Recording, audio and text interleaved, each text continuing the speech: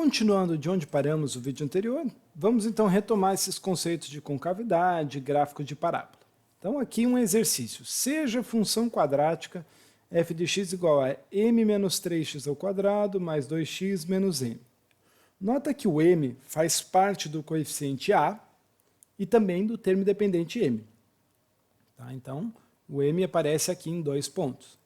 Aí ele pergunta assim, analise, não é análise, ok? É analise a concavidade da parábola em função de m. Concavidade da parábola depende do a. Quem que é o a? O a é m menos 3. Quando o a é positivo, concavidade para cima. Quando o a é negativo, concavidade para baixo. Então, m menos 3 vai ser positivo, vai ser maior que zero quando? Quando m for maior que 3, né? Só somar o 3, tira o menos 3, contrário de subtração, soma. E m menos 3 vai ser negativo quando? Quando m for menor que 3.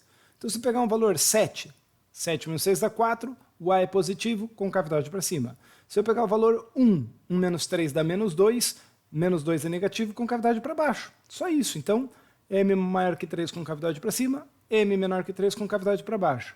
E m igual a 3, professor? M igual a 3 não vai formar parábola, porque vai zerar o coeficiente a da função. E aí ele vem com essa pergunta aqui, ó. Existe algum valor de m de modo que a parábola f passe pelo ponto 0 e menos 3? Opa, lembra que isso é x e f de x, a imagem. Ou seja, ele quer um ponto tal que f de 0 é igual a menos 3. Vamos jogar isso na função que eu tenho lá e ver se tem algum valor de m que vai resolver essa situação. Então, eu quero que a imagem dê menos 3 quando x for 0. Então, m menos 3 vezes 0 ao quadrado, mais 2 vezes 0, menos m. Detalhe, né, pessoal?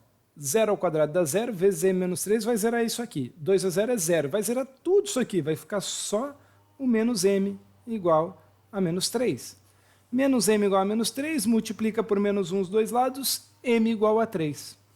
Mas eu acabei de falar para vocês que m igual a 3 não gera parábola, né? Se eu substituir m igual a 3, eu caio numa função f de x igual a 2x menos 3, porque 3 menos 3 vai zerar, isso aqui vai sumir, vai ficar 2x menos 3. Essa função aqui é uma função afim. Função afim gera uma reta e não uma parábola. Ou seja, se f não é uma função quadrática, não existe parábola. Como a pergunta dele é, existe algum valor de m de modo que a parábola de f passe pelo ponto 0 menos 3? A resposta é não.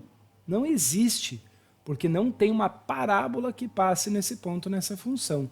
Até eu fiz uma animaçãozinha usando o GeoGebra para mostrar isso para vocês. Olha que interessante. Aqui, ó, eu vou variando o valor do m. Ó. Acompanha aqui em cima. Ó. Quando ele vai para valores menores que 3, concavidade para baixo. Quando ele vai valores maiores que 3, concavidade para cima. Quando o m chega no 3 mesmo, vê que ele vira uma reta. E quando ele vira uma reta, aí ele passa no ponto 0 para x menos 3 para y, que é esse ponto aqui, ó. Aqui, ó. Você vai ver que a reta passa ali, a parábola nunca passa ali. Legal? Então, veja, ele só consegue passar ali quando ele é uma reta, no caso dessa função aqui. Beleza? Vamos seguir aqui. Já entendemos, então, como desenhar o gráfico usando ali 5 pontos, já entendemos também a ideia da concavidade. Outra coisa que é muito fácil, muito simples de perceber, assim como a concavidade é simples, porque você vai lá e analisa apenas o valor do a, é o ponto onde a função intercepta o eixo das ordenadas, o eixo y. Isso aqui a gente já viu na função afim. Lembra na função afim, f de x igual a ax mais b? Na função afim, f de x igual a ax mais b, eu tinha que essa função sempre ia passar no ponto P, 0 e b. Porque quando x for 0, vai zerar essa parte dependente de x, vai sobrar o termo independente. A mesma coisa vai acontecer aqui. Ponto que passa no eixo das ordenadas é um ponto de abscissa nula, é um ponto onde o x vale 0. Nesse caso, se o x vale 0, a imagem dele é o f de 0. E o f de 0, no caso agora da função quadrática, vai ser o c. Porque vai zerar aqui o termo de segundo grau e o termo de primeiro grau. Então vai ser o ponto 0 e c. Ou seja, é muito fácil achar esse ponto, pessoal. Muito fácil. É só olhar o termo independente da função. Por exemplo, duas funções, f de x igual a 3x ao quadrado mais 4x menos 1. Quem é o termo independente? Menos 1. Então qual é o ponto que corta o eixo y? 0 e menos 1. Está aqui, 0 e menos 1. Está lá o gráfico, passando exatamente nesse ponto. Agora a função h, 5x mais 2 menos 4x ao quadrado. Cadê o termo independente? É o 5 menos 4 ou o 2? É o 2. Então, 0 e 2. Está aqui o ponto P da função h, onde passa a parábola ali. Nota que a função f tinha concavidade para cima, porque o a era 3. Já a função h tem a concavidade para baixo, porque o a é menos 4. Então, concavidade e ponto onde corta o eixo y são itens rápidos e fáceis de ser encontrados numa função quadrática, porque você só olha para os coeficientes. O a te dá a concavidade, o c, ou o termo independente, te dá o ponto onde a função corta o eixo y. E aí a gente fala sobre as raízes, ou os zeros, também, né? Alguns autores chamam de zeros de uma função, ou as raízes de uma função quadrática. Uma função quadrática, ela pode ter raízes reais ou não, tá? A gente viu na disciplina anterior que uma função afim sempre tinha raiz se não fosse constante. A função constante não tinha raiz, mas as outras funções todas tinham raízes. A função quadrática nem sempre. E o que é a raiz? Ela é obtida quando a gente pega a função igual a zero. Ou seja, ela vai ser pontos onde a função corta o eixo das ordenadas, o eixo x. Tá? No caso de uma função quadrática, se eu pegar uma expressão de segundo grau e igualar a zero, eu caio numa equação de segundo grau, que é o que a gente estudou na semana passada. Então, lembrando do que a gente viu semana passada, eu posso resolver usando a fórmula de Bhaskara. Professor, posso usar outras formas? Lógico, você pode resolver da forma que você achar mais viável. Tá? Achou as raízes, o que elas significam? Como a imagem é zero, são pontos onde corta o eixo das abscissas. Então, pontos beta e zero. Beleza? Só que você lembra que na aula passada eu falei do discriminante delta? E que o discriminante, se ele era maior que zero, você tinha duas raízes reais e distintas, x1 diferente de x2. Se ele era igual a zero, você tinha uma única raiz, então x1 e x2 era um cara só. E se ele era menor que zero, você não tinha raízes reais, x1 e x2 não pertencem aos reais. Isso aqui vai ser bem interessante para as funções quadráticas. Por quê? Se é o ponto que corta o eixo das abscissas, quer dizer que eu posso cortar em 2 pontos, em 1 ponto, ou não cortar o eixo das abscissas. De maneira resumida, o comportamento de uma parábola em função das suas raízes vai ser dividido em 6 casos distintos. 6, professor? 6 casos distintos. 6, porque além das raízes eu vou analisar também a ideia da concavidade. Então olha só esse quadro que legal, tá? Delta. O delta pode ser positivo, zero ou negativo. Beleza? Se ele for positivo, significa que eu tenho duas raízes. Lembra? Uma vez eu vou subtrair a raiz de delta, na outra eu vou somar a raiz de delta. Então eu tenho x1 e x2. Se o delta é positivo e o a também é positivo, significa concavidade para cima, a parábola tem esse formato aqui. Ó. Ela passa no x1 e no x2, descendo e subindo. Agora, se o a é negativo, concavidade para baixo, só inverte. Passa no x1 e no x2. Legal? Corta o eixo x em 2 pontos distintos. Ou seja, parte da parábola está acima do eixo x, parte está abaixo. Nos 2 casos aqui eu tenho partes da parábola para cima, partes para baixo do eixo x. Já quando o meu delta é igual a zero, eu tenho uma raiz só. O mais ou menos raiz de delta é um valor que não vai interferir no valor da raiz, porque a raiz quadrada de zero é zero. Então, eu vou ficar só com menos b sobre 2a. Nesse caso, a parábola ela não pode atravessar o eixo x, porque se ela atravessar, na hora que ela fizer a curva, ela vai voltar e vai cortar em outro ponto. Então, nesses casos, a gente diz que a parábola tangencia o eixo x, ok? É uma parábola tangente ao eixo x, tangente porque ela encosta em um único ponto. Se a concavidade é para cima, ela vem descendo, encosta no eixo x e volta a subir. Justamente nesse ponto é que aparece o eixo de simetria, que a gente vai estudar melhor na próxima aula, tá bom, pessoal? Pode ficar tranquilo. Já se a concavidade é para baixo, mesma coisa, ela vai subindo, chega na raiz e começa a descer. E aqui gera o eixo de simetria. Legal? Agora, e quando o delta for negativo? Delta negativo significa que não tem raízes reais. Se não tem raiz real, significa que não encosta no eixo x. Se a concavidade é para cima, a tua parábola está inteirinha acima do eixo x. Se a concavidade é para baixo, a tua parábola está inteirinha abaixo do eixo x. Isso. Não corta, não encosta, não tem raiz. Beleza? Então são esses 6 casos que a gente vai poder encontrar quando for construir o gráfico da função. Se tem 2 raízes, eu já sei 2 pontos onde corta o eixo x. Se tem uma única raiz, eu só tenho um ponto, mas eu sei que aquele ponto é o ponto da simetria. Se não tem raiz, aí eu não tenho nenhum ponto. E aí eu vou buscar pontos de outras maneiras. Beleza? Vamos ver alguns exemplos disso daí. Ó.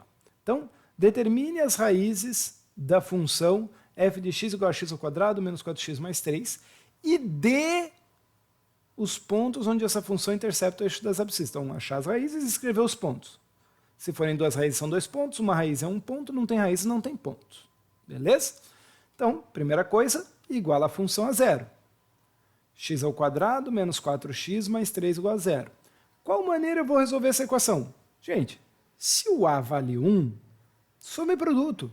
A soma é o B com sinal trocado, o produto é o C. Então a soma é 4, o produto é 3. Produto 3 só acontece quando é 1 vezes 3, né? Um número primo, então 1 vezes 3. E 1 mais 3 dá 4. Pronto, achei as raízes, 1 e 3. Quem são os pontos? 1 e 0, 3 e 0. Cuidado, não vai dizer que o ponto é 1 e 3. Não, o ponto é 1 e 0 e o outro ponto é 3 e 0. São 2 pontos distintos. Beleza? Mesma coisinha, outra função. Agora a função x ao quadrado menos 4x mais 4. Achar as raízes e dar os pontos onde intercepta o eixo das abscissas. Vamos lá. Pega a função igual a 0. X ao quadrado menos 4x mais 4 igual a 0. O A vale 1. Soma e produto. A soma é o B com sinal trocado, o produto é o C. Então a soma é 4, produto 4. Produto 4 pode ser 1 e 4 ou 2 e 2. 1 mais 4 dá 5. Então não é. Mas 2 mais 2 dá 4. Opa, é uma raiz única. x1 e x2 valem 2. Né? 2 mais 2 igual a 4 e 2 vezes 2 igual a 4. Então significa que eu tenho uma única raiz. Se eu calculasse o delta para fazer por Bhaskara, eu ia chegar no delta igual a 0. Se eu só tenho uma raiz, eu só tenho um ponto. Que ponto é esse? 2 e 0.